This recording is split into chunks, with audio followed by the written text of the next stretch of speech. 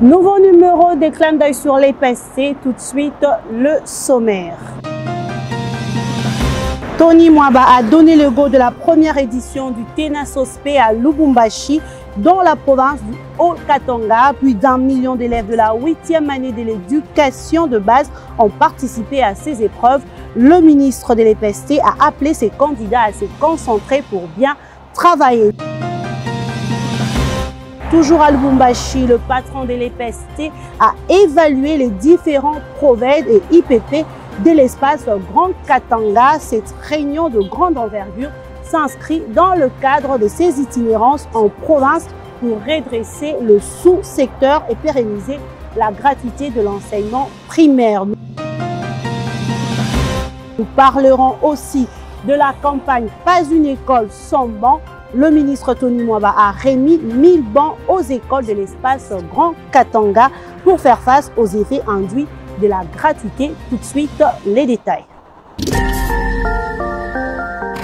Bienvenue à tous. C'est une première édition du Tenasospe. Attendez, test national de sélection d'orientation scolaire et professionnelle, où plus d'1 million d'élèves de la 8e année de l'éducation des bases ont pris part à ces épreuves dans l'ensemble du pays. Le ministre de l'EPST, Tony Mwamba Kazadi, qui a donné le go à Lubumbashi, a appelé ses élèves à plus de concentration pour de meilleurs résultats. Suivez. Ces tests où sont attendus 1 330 286 candidats, dont 601 568 filles et 728 718 garçons, va se dérouler dans 5056 centres pour l'ensemble du pays. Le Tenasospe permettra au pays de sanctionner le cycle terminal de l'enseignement de base, de dégager les profils psychologiques de chaque élève qui va y participer, d'orienter ces derniers selon ses aptitudes et vers le type d'enseignement organisé aux humanités ou au cycle court professionnel, et de gérer ainsi le flux des élèves à la sortie de la 8e année de l'éducation de base. Kinshasa a enregistré plus de 165 000 candidats au Tenasospe. Le ministre provincial de l'Éducation, accompagné de l'inspecteur général de l'EPST, a visité quelques centres de la capitale pour superviser le bon déroulement de ces épreuves. Charles Mbutamuntu a affirmé que tout s'est bien passé. Regardez. C'est le ministre provincial de l'Éducation, Charles Mbutamuntu, accompagné de l'inspecteur général de l'EPST, Jacques Odia Musungai, qui a donné le go de la supervision du Tenasospe dans la ville de Kinshasa. Cadre choisi, la province éducationnelle du Mwamba à l'Institut Mbokengeli à Lemba. Sur place, Charles Mbutamuntu a encouragé les élèves de la 8e année à se concentrer face à ce test qui va les aider pour une meilleure orientation quant à la poursuite de leurs études. Nous sommes venus vous encourager. Nous sommes venus vous encourager. Comme vous le savez, les chefs de l'État, ils comptent beaucoup sur la jeunesse. Vous connaissez au moins le nom de notre président de la République. Comment il s'appelle? Il s'appelle Merci. Félix Antoine Tshisekedi. Autrement dit, Fatih Béton. Autrement dit, Fatih Béton. Il accorde une importance capitale à la formation de la jeunesse. Voilà. Là, nous avons relancé pour une première fois dans les cas des réformes ces tests de fin de cycle secondaire. Tests d'orientation que tout le monde faisait avant. Pourquoi? C'est parce que ça va nous permettre de savoir quels sont les enfants aptes à poursuivre les humanités et comment nous pouvons vous orienter chacun en fonction de sa filière.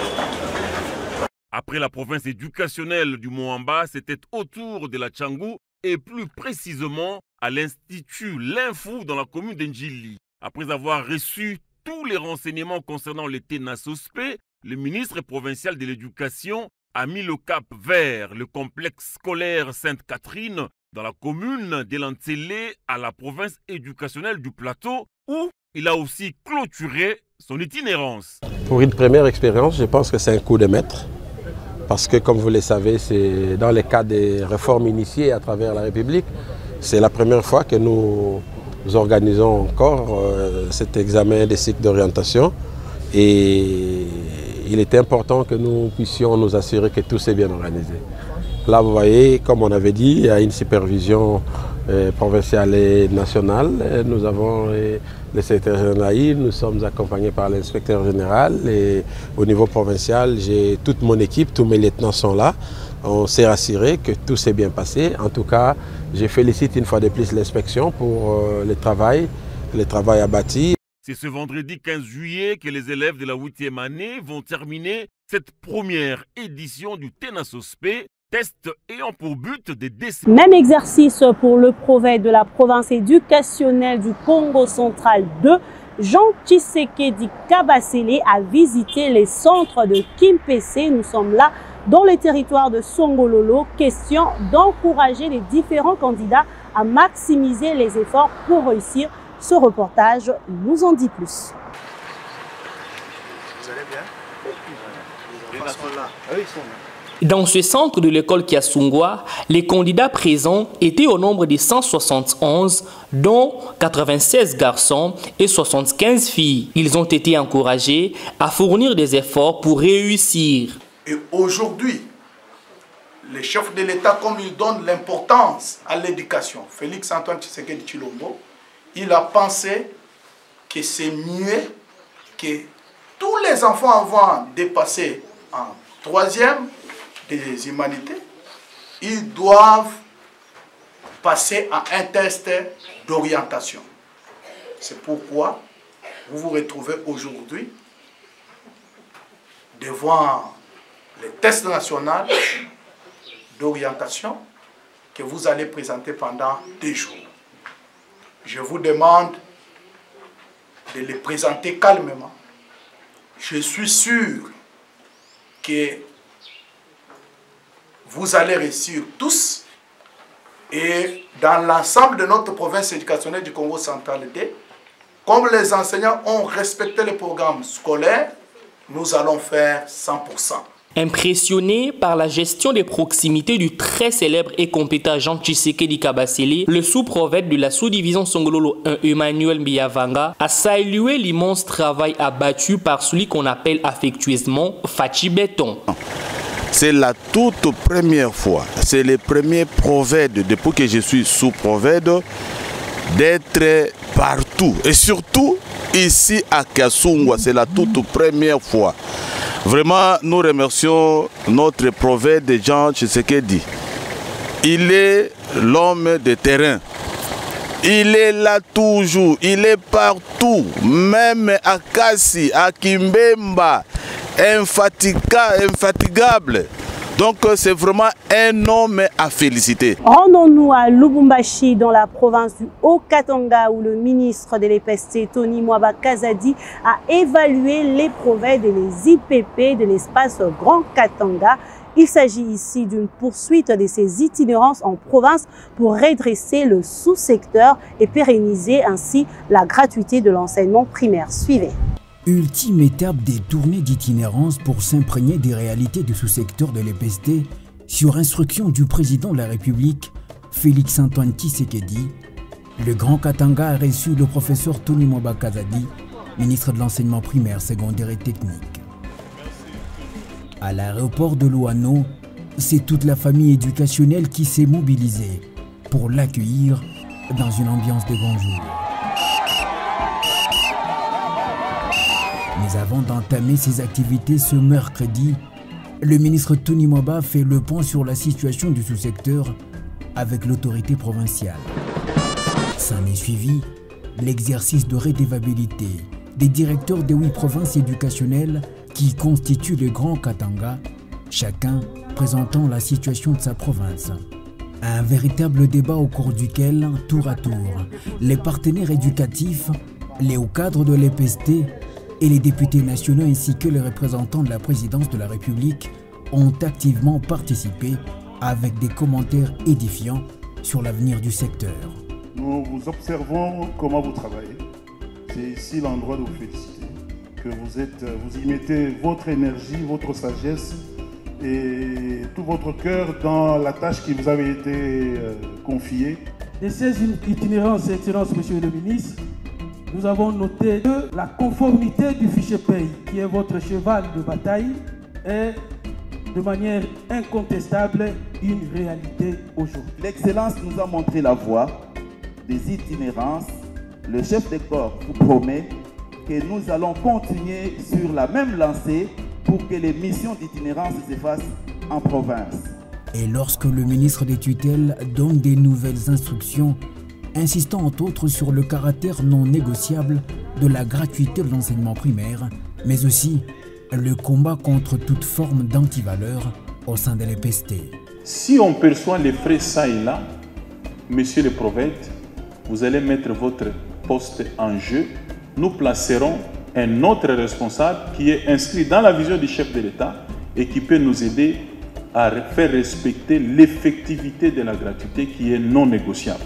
Vous devez vous réveiller et travailler en équipe pour consolider et pérenniser la gratuité et lutter contre toutes sortes d'antivaleurs. Par le respect des instructions aussi de la hiérarchie et surtout relayer sur terrain toutes les réalisations. À partir de cet instant, je vous recommande des itinérances tous azimuts. Sautez de vos bureaux, allez sur terrain. Ainsi prend fin cet exercice qui aura duré 9 mois pour mettre tous les animateurs provinciaux de l'EPST au diapason des changements en cours au sein du secteur. Restons toujours dans la province du Haut-Katanga à Lubumbashi pour parler de la campagne Pas une école sans banc. Le ministre de l'EPST, Tony Mwaba Kazadi, a procédé à la remise de 1000 bancs aux écoles de l'espace Grand Katanga. Cette démarche consiste à réduire le surnombre d'élèves dans les salles des classes, un des effets induits de la gratuité de l'enseignement primaire. Bien avant le Grand Katanga, le ministre de l'EPST s'est rendu dans la grande province orientale, toujours dans le cadre de ses itinérances en province. Cette mission de travail a permis au patron de l'EPST de réaliser plusieurs actions dans cette partie du pays. Retour sur les séjours du ministre dans ce reportage.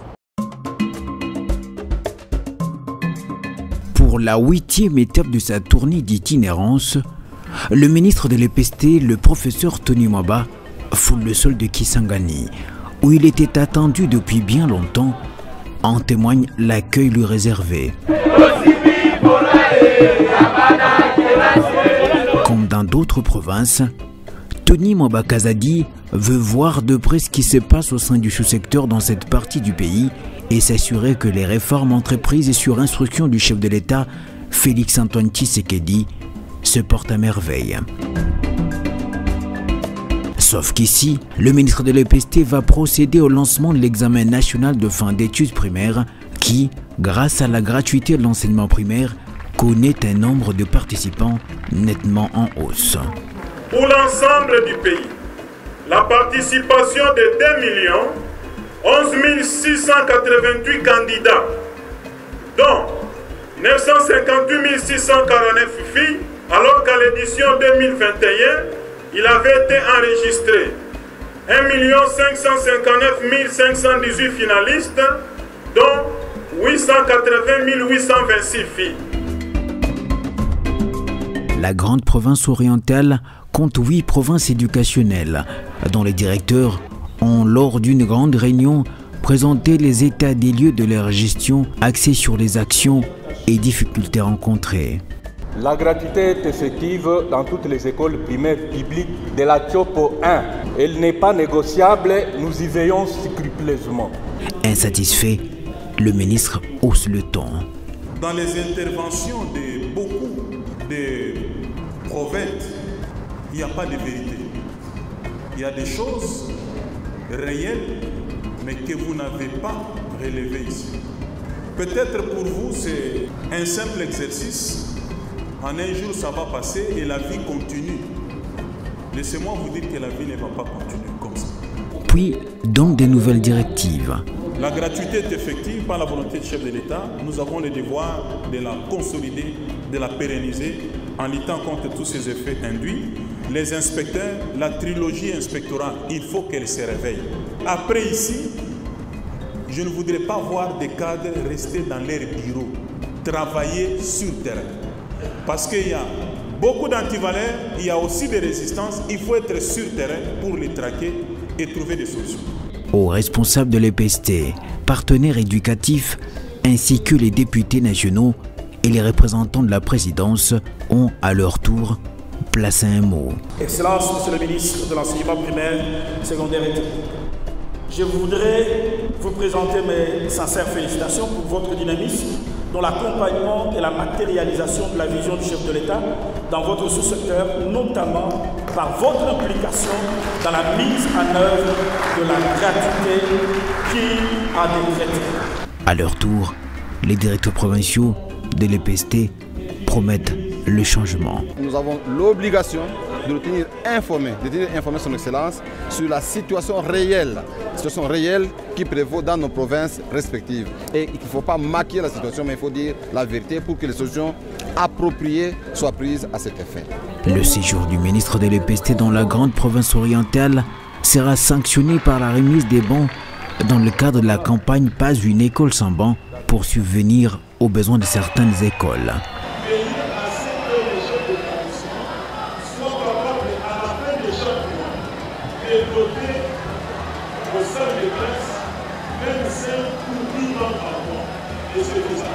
En chantant, les élèves ont exprimé leur remerciement à l'endroit du chef de l'État, Félix Antoine Tshisekedi, pour le succès de la gratuité de l'enseignement primaire. Nous sommes fiers de notre enseignement, notre victoire est dans la gratuité. Papa Tshisekedi, notre président, nous lui resterons reconnaissants. C'est sur cette note que le ministre de l'EPST a quitté la grande province orientale. Autre chose à présent, la bonne santé des enseignants préoccupe au plus haut point le ministre Tony Mwaba Kazadi qui a sollicité et obtenu du gouvernement un renforcement de ressources pour la MESP, attendez, mutuelle de santé des enseignants de l'EPST. Objectif, maintenir un service de qualité et poursuivre l'extension de la mutuelle en province. Regardez. La mutuelle de santé des enseignants de l'enseignement primaire, secondaire et technique, MESP-ASBL, est une organisation d'assurance santé créée par la volonté des enseignants à mutualiser leurs forces avec l'appui du gouvernement à travers le ministère de l'EPST en vue de garantir une prise en charge sanitaire en cas de maladie. La mutuelle de santé des enseignants de l'EPST a vu jour le 11-11-2011. Dans son histoire, est l'une des réponses des revendications des enseignants de l'EPST. Il s'est posé le problème de liquidité avec l'arrivée du ministre Tony Mwaba.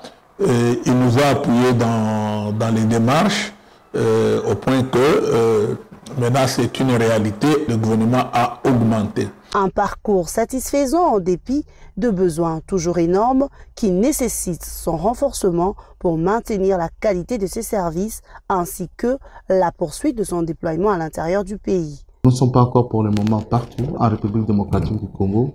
Nous évoluons pas à pas dans le cas du déploiement en province. Mais dans un déploiement, les aspects techniques, c'est 90% des tâches à réaliser. En effet, lorsqu'on va en province, on commence le déploiement dans les chefs-lieux de province. Il nous faut trouver un siège, les sièges dotés de locaux suffisants en nombre pour accueillir les différentes entités opérationnelles. Il faut équiper en mobilier ces locaux. Il faut aussi équiper les sièges en matériel informatique. Il faut recruter le personnel, former le personnel. L'objet premier de la mutualité, permettre aux bénéficiaires, les titulaires, les enseignants et leurs personnes en charge d'accéder aux soins de santé de qualité. La MESP-ASBL met en place une structure organisationnelle efficace. Toute personne qui est enseignante de l'EPST, qui est payé par la CECOP, a droit aux soins de la MESP. Dès lors que cette personne s'est identifiée à la MESP et il obtient sa carte, il a droit aux soins avec toutes les personnes à sa charge qui devraient présenter lors de l'enregistrement. Sur le plan pratique, c'est que tout enseignant qui tombe malade, il se trouve chez lui à la maison, il a sa carte MESP, il peut se présenter au centre de santé de l'affectation. Si le problème dépasse le niveau primaire, donc première ligne, on va amener les dossiers au niveau de l'hôpital général de référence. S'ils sont incapables, on amène les problèmes au niveau tertiaire. Donc ça peut partir de première ligne, deuxième ligne, troisième ligne, selon qu'on trouve la capacité de la prise en charge de tel ou tel autre cas. Le travail de la mutuelle est apprécié à sa juste valeur par les enseignants. Plus particulièrement, moi j'ai une femme qui est pour l'instant grosse et d'ailleurs presque à terme. Donc si ce n'était pas la MESP, je ne sais pas comment j'allais expliquer. 11 ans aujourd'hui, depuis sa création en 2011, elle est déjà opérationnelle dans 4 provinces, à savoir Kinshasa, Okatanga, Équateur et Mbuji-Mayi. Elle entend s'élancer incessamment dans la province de la Chopo, à Kisangani et à Chikapa dans le Kasaï. Fin de ces magazines, clin d'œil sur l'EPST. Madame, Monsieur, merci de l'avoir suivi. On se retrouve la semaine prochaine, toujours avec le même plaisir.